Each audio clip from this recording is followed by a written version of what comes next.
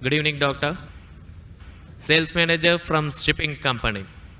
Is the hell and paradise are there? How as a common person I believe. I don't believe in any religion. Well, ask the question that, how do I know there's hell and heaven? How will a common man believe? I don't believe in a religion. Brother, what is the definition of religion? Religion is a way of life. How you lead your life. Many people say that, I don't mind, I'm just a human being, I'm born, I will do test and error, and I will know how to lead a life. For example, you go to a forest. You are going to a forest the first time. You don't know whether the fruits are poisonous or not. If you start eating any fruit, you may end up eating a fruit which is poisonous and you may die.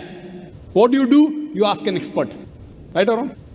When you get sick, who do you go to, brother? When you are sick, who do you go to? Why? The doctor is an expert in treating sickness, correct? You can't say, I am a human being, I will treat myself. No. That's what the Quran says in Surah Nahl. The Quran says in Surah Nahl chapter 16 verse 43 and Surah Anbiya chapter 20 verse number 7, Fas'alu ahal zikri in kuntum la ta'lamun. If you don't know, ask the person who is expert. Similarly, to lead a life, we have to ask the expert. Now, who is the expert? Who is the expert? The person who created us. Who created us? It's Almighty God. So, we have to follow the commandment of Almighty God. If you do not believe in Almighty God, you should listen to my video cassette, Is the Quran God's Word? Where I have proved logically and scientifically the existence of Allah subhanahu wa ta'ala. If you are an atheist, are you an atheist, brother? Are you an atheist? Pardon me? Are you an atheist? No. Not an atheist. So what do you? Do you believe in God? Actually, I believe in the power. But Fine. That means you believe in God. You I want to call believe- it power, you want to call it supernatural, you believe in God. it's like I believe something. but Something. You that don't is- know the name. That name is God. You may call it power, you may call it anything. If you don't believe in God, then you listen to my video cassette, Is the Quran God's Word? If you don't know who that power is, yet you listen to my cassette, Is the Quran God's Word? Where I have proven scientifically, undoubtedly, existence of Allah subhanahu wa ta'ala, and the Quran is the word of Almighty God. Now coming to your question, if you say about power, that means you believe in a religion. Because religion by definition, according to Oxford Dictionary, religion means a belief in a supernatural controlling power. Power word is there. That means you believe in a religion. Religion, according to Oxford Dictionary, means a belief in a supernatural controlling power, a personal God or gods that deserve obedience and worship. That means you believe in religion, you don't know the definition of religion. So don't say, I don't believe in religion. Religion is English word, brother. Religion is English word. If you open the Oxford Dictionary, it says, religion means a belief in a superhuman controlling power, and you believe in a power. Or a personal God or God that deserve worship or obedience. To know more about that power, you see my video because it is the Quran God's Word. Now coming to your question, basic question, how will I prove that there is hell and heaven? Now if you hear my video cassette, I've proved many scientific aspects in the Quran. If you use science to the Quran, what we come to know that whatever the Quran has said today, 80% can be proved to be 100% correct scientifically. Quran speaks about various scientific facts, which we came to know recently. It speaks about astronomy, it speaks about the spherical nature of the earth, it speaks about the Big Bang, it speaks about the light of the moon is not its own reflected light, it speaks about the water cycle, it speaks about biology, it speaks about botany, it speaks about zoology, it speaks about embryology, all these things. Now, today is the age of science and technology. If we put this test of science to the Quran, what we come to know, 80% whatever the Quran has said is 100% perfectly correct. The balance 20% is ambiguous. Neither right, neither wrong. Out of the 20%, not even 0.01% has been proved to be wrong by scientific fact. It is ambiguous. So what my logic says, when 80% is 100% correct, and not even 0.01% of the 20% is proved wrong, so my logic says that inshallah, even that 20% will be correct. It's a logical belief. I being a medical doctor, Quran speaks about astronomy, embryology, genetics, everything perfect. Then you ask me, brother, you being a doctor, you believe in hell? believe in heaven? You believe in jinn? You believe in life after death? So my logic says, inshallah, even the other 20% in the Quran, which science hasn't reached up to that level. Science cannot prove it. Maybe science will prove 50 years later or 10 years later. But today science hasn't reached that level. So in this way, I believe whatever 20% which science hasn't proved to be right or wrong, inshallah even that will be right. This is one way to prove about hell and heaven. There's another way, simple way, without reading Quran. Brother, I am asking a simple question. Is robbing good or bad? Robbing is good or bad? Robbing is bad. Bad. Yeah. Raping a girl is good or bad? No, bad. Bad. Okay, now I am asking you a question.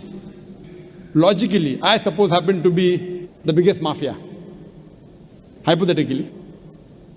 I am a big robber. You prove to me logically and scientifically. I am a very logical person. I am a scientific person. I am a logical person and scientific person. You prove to me why robbing is bad for me and I will stop robbing. Only one reason you give me, one good reason why robbing is bad for me and I will stop robbing. It hurts others. It hurts people.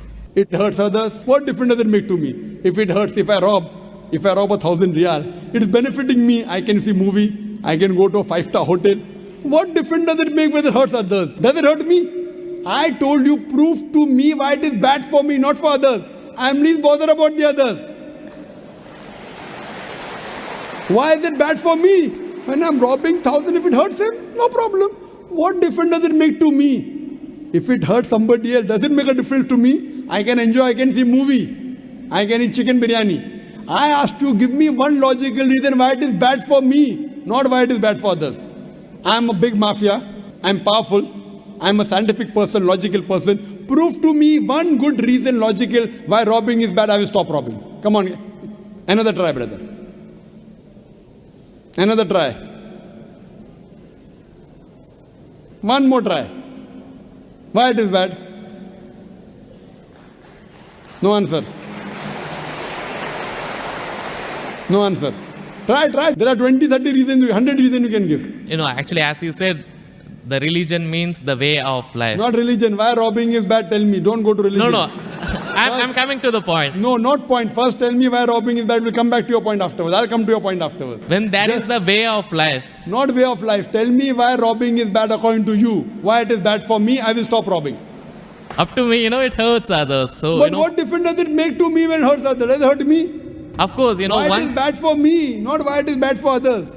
Once we come to the society, we have to face them. Okay, once we come to society, you have to face them. I'm facing them. What's what? Why it is bad for me? The society won't respect us. What difference does it make whether respect or not? I can eat chicken biryani. I can go and see a movie. I can go to a 5-star hotel. What difference does it make to me if society respects or not? Imagine someone respects society. The poor person doesn't have food to eat. He'll be happy? No. You require food to eat or not? You require food to survive? Only society respecting. The person is starving to death. In India, thousands of people are starving to death. What difference does it make? I must give me one good reason why robbing is bad. I stop robbing. Why it is bad for me? Can anyone else help him out? Why robbing is bad? Why robbing is bad?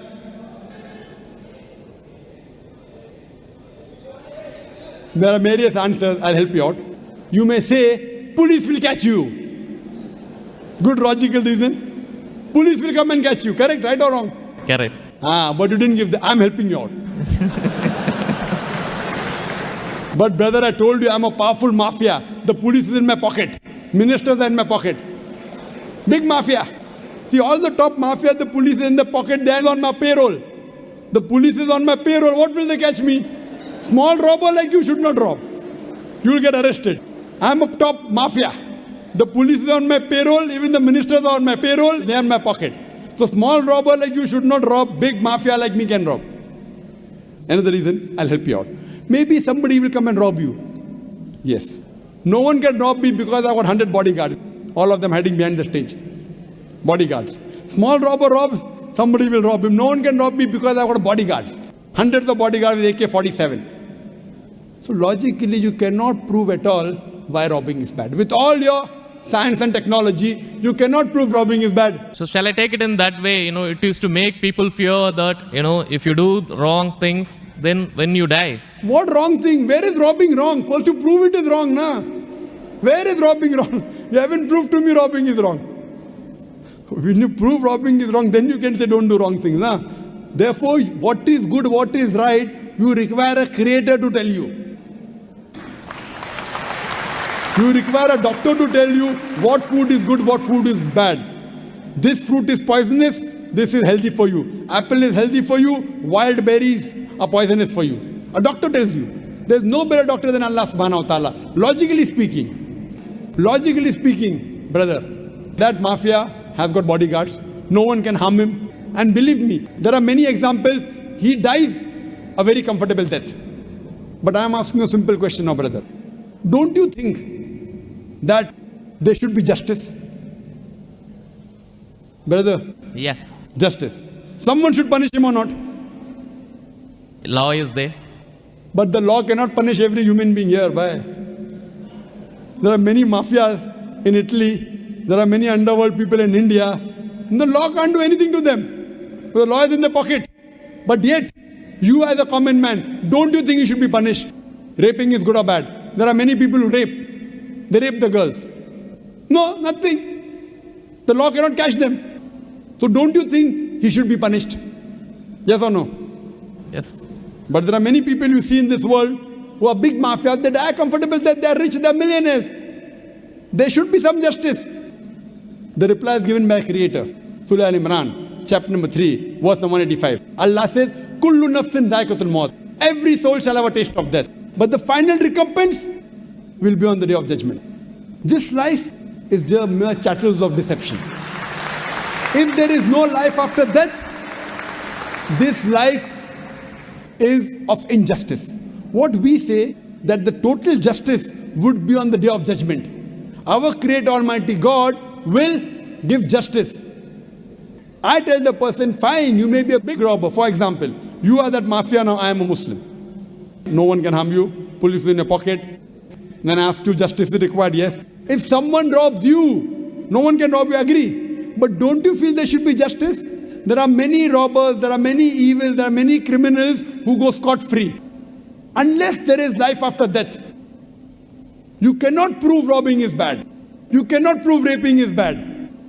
Unless there is life after death, no humanity, no book on humanity, no Mother Teresa, no Mahatma Gandhi can prove robbing is bad without the concept of life after death. Because I am asking you a question. Hitler, history tells us Hitler incinerated 6 million Jews. How many Jews? 6 million. 6 million. Suppose the law catches Hitler. What punishment can you give Hitler so that you can compensate for? He has burnt 6 million Jews alive. Can you give him any punishment? Brother. We have to put him in jail till his life death. Okay, will it be equivalent to burning 6 million Jews? Is burning better or putting in jail better? It's burning is, of course. So maximum you can do is burn him alive. But that will be equal to 1 out of 6 million. What about the remaining 5,999,999 people? What about that? What justice is your Lord going to do? But the Quran says in Surah Nisa, chapter number 4, verse number 56, as to those who reject our signs, we shall cast them in the hellfire, and as often as the skins are roasted, we shall give them fresh skin so that they shall feel the pain. If Hitler killed 6 million Jews, Allah says He can put him into hellfire and give him fresh skin again. 6 million times Allah can burn him. Not here, in the hereafter, in the hell. So only way I can prevent Hitler from killing 6 million Jews is tell him that here you kill 6 million Jews, Allah will burn you 12 million times in the hereafter. You can't give him that thing here. What you realize, without the concept of hell and heaven, you cannot prove robbing is bad. You cannot prove raping is bad. That's the reason our Creator Almighty God, who has created the human beings, He tells us what is good, what is bad for us. And He tells us the rules and regulations. This is called as religion. So first you have to find out which book is the authentic book which has been revealed by this Almighty God. And when you do research, you will come to it, that is the Quran. All the scriptures speak about Almighty God, and all the scriptures they point out to the last and final revelation, the Quran, and last and final messenger, Prophet Muhammad, peace be upon him. Hope that answers the question. Thanks.